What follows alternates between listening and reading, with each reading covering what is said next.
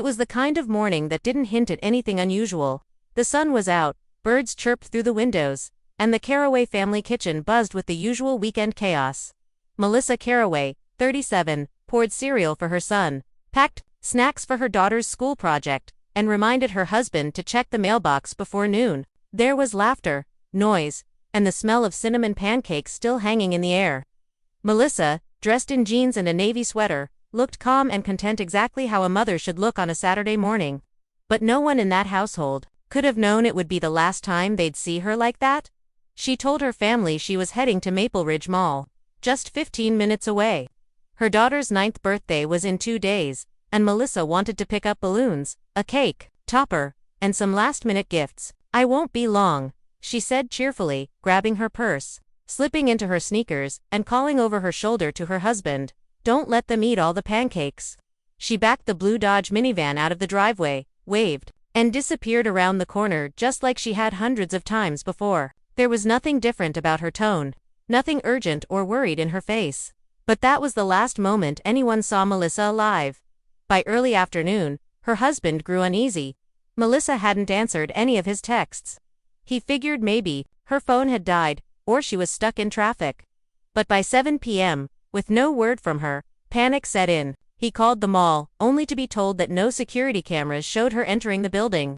No one matching her description had been seen there that day. She had vanished somewhere between home and the shopping center, a 14-minute drive turned void. He called the police. A missing person report was filed by 8:12 p.m., and the hunt for Melissa Carroway began. The investigation moved quickly in those first hours. Police canvassed nearby streets, checked traffic cameras, and pinged her phone's last known location. It had disconnected suddenly at 10:43 a.m., just 6 minutes after she left home, far earlier than anyone realized. Her credit cards were untouched, her bank account inactive. There were no signs of struggle, no 911 calls from her number, and no wreckage of her car found on any route between her neighborhood and the mall. The trail was cold almost as soon as it began. Her family clung to hope, but in private, her husband whispered to his sister-in-law, "It's like she never existed." In the following days, strange things began to happen. An anonymous voicemail arrived on their home phone with just static, no words, no breathing. Then another, 3 days later, this time with a garbled voice whispering, "She's not who you think." The police brushed it off as a hoax, something attention seekers often did during missing persons cases. But Melissa's husband couldn't ignore the growing dread in his stomach. He started to replay every conversation he'd ever had with her, wondering if he'd missed something, some clue. Who really was Melissa Carroway? And more importantly, where had she really gone? Within 24 hours of Melissa's disappearance, the small, tight-knit community of Burlington, Vermont was flooded with missing person posters. Her smiling face framed by soft brown curls and warm eyes stared back from every telephone pole and storefront window. The local police organized search parties with the help of volunteers, friends, and neighbors. Dogs were brought in. Helicopters scanned wooded areas and lakefront trails. News stations ran her story. But the strangest part, there was nothing to search for. No tire marks, no broken glass, no dropped phone, no purse. Melissa had simply vanished mid-transit, as if the earth had swallowed her whole. The police initially considered the possibility of a carjacking or random abduction, but the data didn't support it. Burlington had a remarkably low crime rate, especially in daylight hours. The route Melissa took was lined with traffic cameras, but none of them ever captured her vehicle, not even once. It was as if her minivan had gone invisible the moment she turned the corner from her street. Investigators started questioning her family extensively. Was there marital trouble? Was she overwhelmed by motherhood? Could she have staged her disappearance? But her husband swore there had been no warning signs. And her children, too young to lie, convincingly clung to their mother's picture and begged to know when she was coming home. As the hours turned into days, strange inconsistencies began piling up. A toll booth operator on the highway swore he saw a woman matching Melissa's description in a silver sedan, a minivan, 2 hours after she was supposed to be at the mall. But the timing didn't make sense, and the cameras at the toll station weren't functioning that day. A convenience store clerk 60 miles away reported seeing her alone, staring blankly at a refrigerator of bottled water for nearly 15 minutes before walking out without buying anything. But again, no video footage backed the sighting. The police started to wonder, were people seeing Melissa, or just projecting their fears onto strangers? Then the anonymous phone calls started. The first was short, static, then a hang-up. The second, just a day later, came in the middle of the night. Her husband answered, only to hear faint whispering, unintelligible but undeniably human. He thought he heard the word run repeated under someone's breath. A third call, more chilling, came 5 days after Melissa's disappearance. This time, a distorted voice said, "She doesn't belong to you anymore." Investigators tried tracing the calls, but they all came from untraceable burners, no SIM card data, no registered ownership. The tone of the investigation shifted. No longer was this just a missing persons case, it was starting to feel like a message was being sent to the family. Despite the growing mystery, the police publicly insisted they were pursuing all leads and maintained a working theory that Melissa had left voluntarily. But in private, even lead detective Carmen Doyle admitted something felt off. People don't just vanish without a digital trace. Even fugitives leave behind phone records, credit card slips, or sightings. But, with Melissa, there was nothing solid. Her family began to split into factions, some believing she was kidnapped, others wondering if she had orchestrated the whole thing to escape a secret life. But what kind of life would require total erasure in broad daylight? And who might be trying to keep that secret buried? As investigators widened their scope beyond Vermont, they began a deeper dive into Melissa Carroway's history school records, employment files, medical documents, and any traceable paper trail. What they found triggered alarm bells. There was a glaring gap in her background prior to 1996. No high school transcripts, no college records, no medical visits, and no proof of residency anywhere before that year. It was as if she came into existence at age 19. Her driver's license had been issued in a small town in Oregon, but the DMV clerk who had signed off on it had died years ago. Even the social security number listed on her employment forms was flagged as unusual, linked to 2 separate identities in 2 different states. Her husband, Daniel Carroway, was brought back in for further questioning. When told about the irregularities in her records, he was stunned. He claimed Melissa had always said she grew up in New Hampshire, that her parents had died in a fire, and she'd had no surviving siblings. But when detectives attempted to confirm that house fire story, there was no record of it ever happening. No obituary, no insurance report, no fire marshal record. It was fiction. Daniel was shaken. How could someone he'd lived with for nearly 15 years, someone who bore his children, have lied about her entire past? Desperate for answers, Daniel contacted Melissa's only known relative, her estranged aunt, Margaret Dean, who lived in a reclusive cabin upstate. She hadn't seen Melissa in over a decade, but when Daniel nervously explained what was going on, her reply chilled him to the core. She always knew it would catch up with her, Margaret said, almost emotionless. She tried to start over. But ghosts don't let go so easy.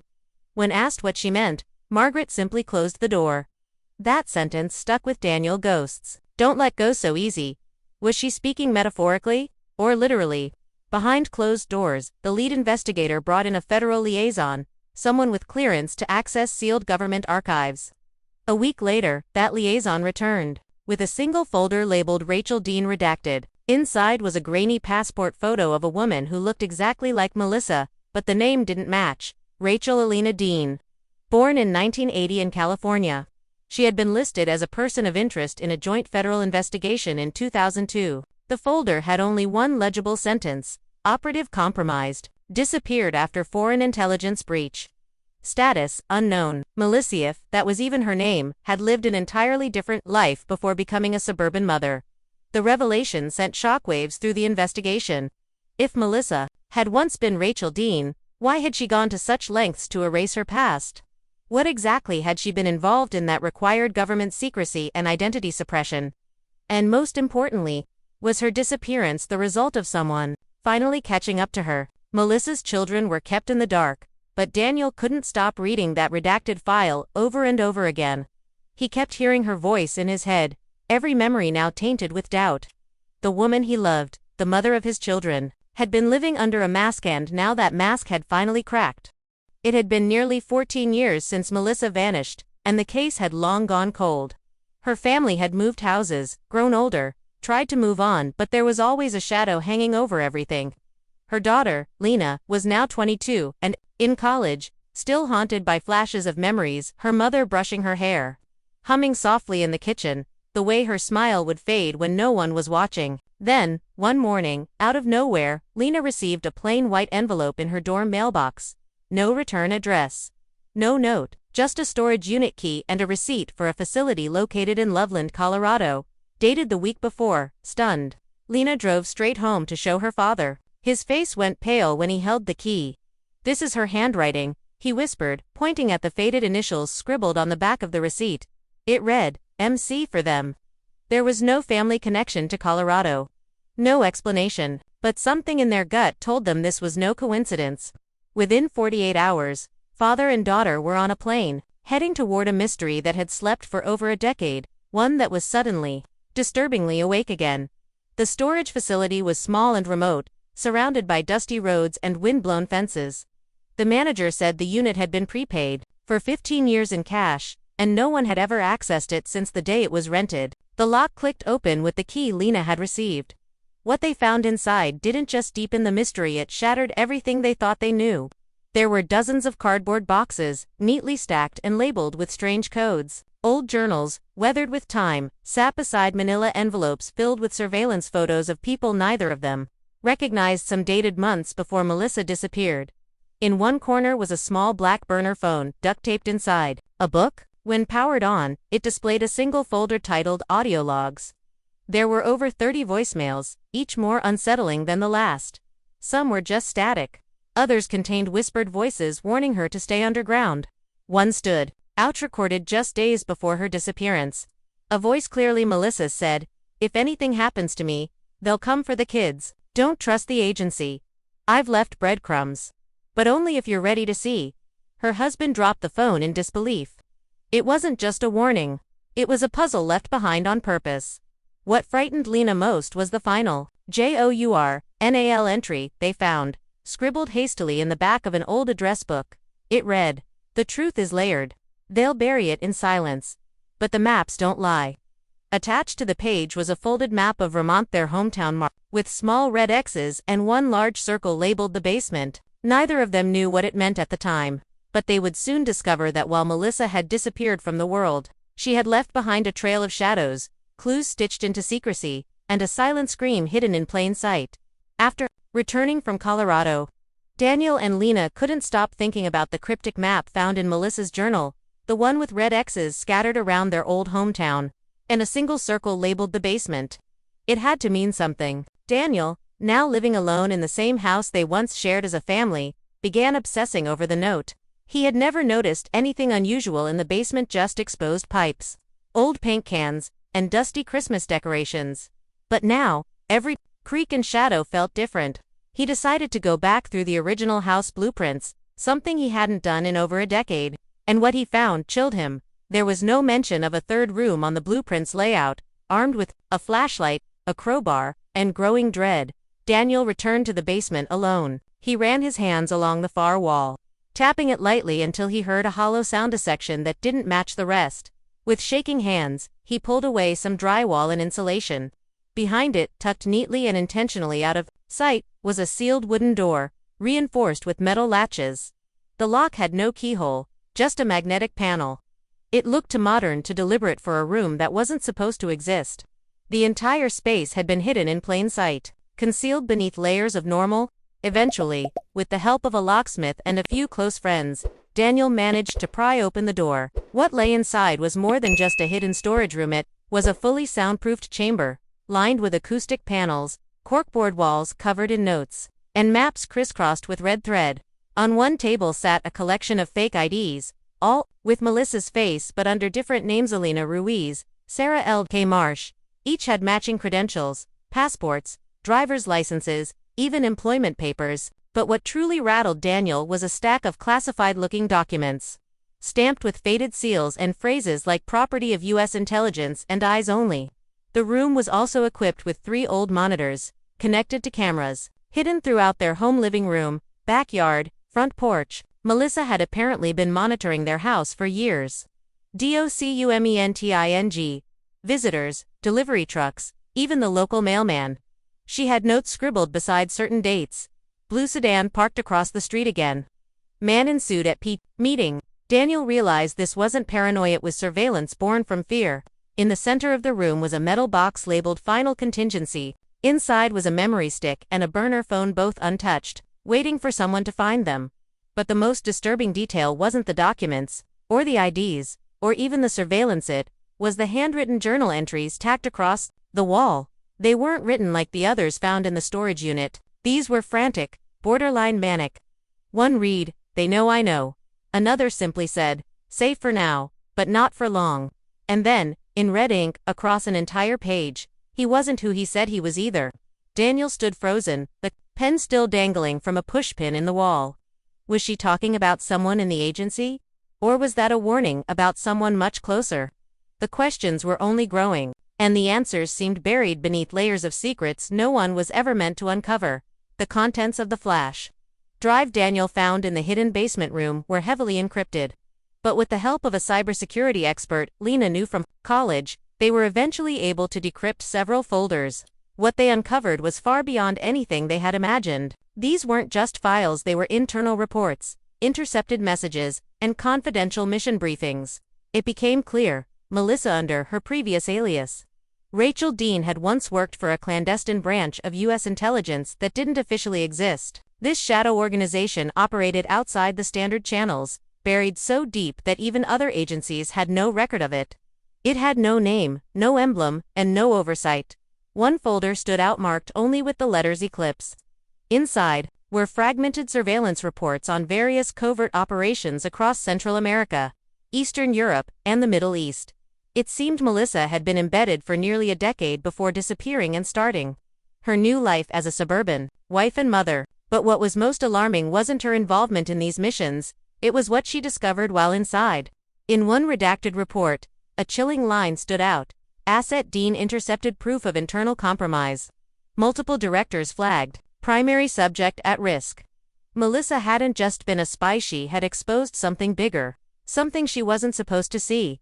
More folders referenced a classified project named Silent Harvest, which appeared to involve the illegal trafficking of bioagents, experimental toxins, and unidentified materials from private contractors. Melissa had stumbled across shipments being rerouted, materials allegedly going to allies that, in fact, were vanishing without record. She had sent warnings to her handlers, but the replies grew vague, then silent. Her last documented mission ended abruptly with the phrase, "Extraction failed. Operative unresponsive. Burn protocol initiated." Burn protocol. Daniel looked it up. It meant erasure, not just of a mission, but of a person. Melissa had gone off the grid before they could finish the job, but it seemed they'd never stopped looking for her. In a series of voice recordings buried deep in the folder, Melissa spoke directly into what sounded like a secure recorder. Her voice was low, tense, almost broken. "If you're hearing this," she said in one log, "it means I didn't make it. I tried to build a new life. Tried to stay invisible. But someone followed me. I don't know who to trust anymore. Even the ones who said they were helping, they turned." Her voice trembled in another entry as she mentioned codenames like Viridian, Echo Jade, and Bishop's Wake, all references to people or projects not listed anywhere else. "The ones hunting me," she added, "don't wear uniforms. They wear wedding rings, lab coats, teacher badges. They're inside everything now." Lena and Daniel sat in silence for hours, listening to the full recordings. Every time they thought they'd reached the limit of what Melissa had been through, a new layer of horror peeled back. This wasn't about a single operation gone wrong. This was a cover-up woven into the very fabric of Melissa's reality. She had spent years hiding, not just from assassins or agents, but from a system so deeply infiltrated that no authority could be trusted. And as Daniel glanced at the surveillance maps pinned to the basement wall, he began to see a pattern. Each red mark wasn't random. They were tracking movements near their town. Was the organization still watching them, even now? Had Melissa's breadcrumbs put a target on their backs? Lena couldn't stop thinking about the final sentence in her mother's audio log. "If it all fails, go to where the sand holds silence." It sounded poetic at first, metaphorical even. But Melissa never used words carelessly. With everything else now making sense, the secret identities, the shadow agency, the burner phones, the hidden room, this, too, had to be intentional. Lena dug into her mother's journals and files again, searching for anything that hinted at deserts or silence. That's when she found it tucked between two blank pages of an old sketchbook, a faded map of the Mojave Desert, with a single red dot marked near Joshua Tree National Park. And one word scribbled next to it, sanctum. Without telling anyone except her father, Lena booked a flight. She rented a Jeep in California and drove 4 hours into the blistering, remote heat of the desert. Cell service dropped. GPS became unreliable. She followed the coordinates by hand, matching landmarks to the wrinkled, aging map her mother had drawn years earlier. Eventually, just as the sun began to fall behind the jagged rock formations, she saw it, a lone Joshua tree, misshapen and charred as if struck by lightning. Beneath it, half buried by sand and time, was a small metal lockbox, rusted shut and wrapped in thick plastic. Her hands trembled as she unearthed it. Inside was a single USB drive, wrapped in gauze, alongside a small Polaroid of Melissa, smiling faintly, standing in front of what looked like a desert cabin. On the back of the photo was a cryptic message: "Truth isn't what you remember, it's what survives remembering." Lena drove back to the nearest town to access a laptop with power. She inserted the drive. It contained one video, no timestamp, no audio other than Melissa's voice. Her mother sat in what looked like a bunker, her eyes tired, her hair cut short, speaking directly into the camera. "I don't know how long I have," she began, "but if you found this, it means I failed to keep it all buried." Melissa went on to describe the years she spent on the run, hiding from the very agency she once trusted. She spoke of rogue factions, of scientific research turned weaponized, of data leaks that had to be erased, and how she became a liability the moment she tried to expose it. "They wanted silence," she said, "and I chose a family instead." Her voice cracked as she admitted she had watched her family from a distance several times over the years, at school drop-offs, from parking lots, at birthday parties from across the street, never daring to make contact. "If I came near you," she whispered, "you would have disappeared too." The final moments of the video showed Melissa turning the camera to a wall, revealing a chart of names and locations, some crossed out, some circled in red, none that Lena recognized. But the words written across the top chilled her to the bone. "The ones who vanish don't always stay gone." And below that, one more thing. A highlighted date: next month, no context, no explanation. Just a ticking reminder that something was still unfinished, still unraveling in the shadows. Lena sat there in the desert, her heart pounding, realizing the story wasn't over. Her mother's past hadn't just caught up with her. It was coming for someone else next, and this time, it could be her. So what really happened to Melissa Carroway? Was she a mother running from danger? Or an agent who knew too much for her own safety? Did she vanish to protect her family? Or was she erased by the very people she once served? 14 years later, her voice still echoes through the files, the journals, the static-filled voicemails. And now, her daughter holds the final clues, a puzzle that seems designed never to be fully solved. Because sometimes, the truth isn't buried, it's hidden in plain sight, carefully threaded between identities. Disguised as normal life, disguised as someone like Melissa, or Rachel, or Alina. And if what she feared is still out there, watching, waiting, planning the next disappearance, then this story may be far from over. One thing is certain: Melissa didn't vanish without a trace. She left a trail, but only for those brave enough to follow it. And now that trail leads directly to the present. So ask yourself, if someone you loved disappeared tomorrow, how much of their life would you really know?